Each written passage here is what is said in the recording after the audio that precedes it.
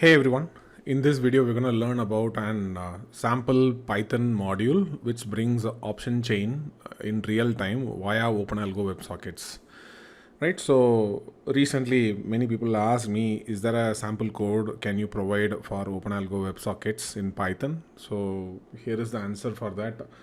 Let me show you. Already I'm running OpenAlgo in the background at port 5000. Right. I'm also gonna go here and then I'm gonna run option chain as well parallelly, which will be running in 5800. It's a Python code. I'll be sharing the link in the comment description. Right. So where you can go and see that.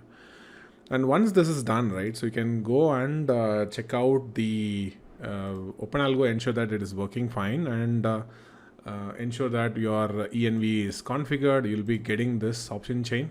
Right? It'll be running very interactively with very few minimal codes. And yeah, you can also change to BANKNIFTY or even SENSEX. You will be able to change the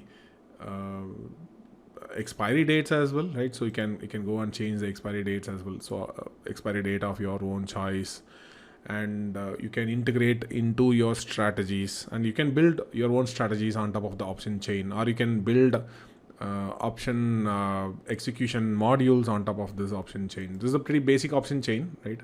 And I guess this explains how to make use of the option chain. Let me know what you will be building on top of that, or how you want to integrate it on top of that. It also comes with the tags as well. It tags ATM, OTM, ITM values in real time. So, and the values will be keep on updating. The strike price will be updating, PCR and total volume. Everything will be updating in real time. And all these data is coming directly from the broker via OpenAlgo WebSockets. So I hope this explains. Let me know if you know anything more about option chain in comments. Thank you. Bye-bye.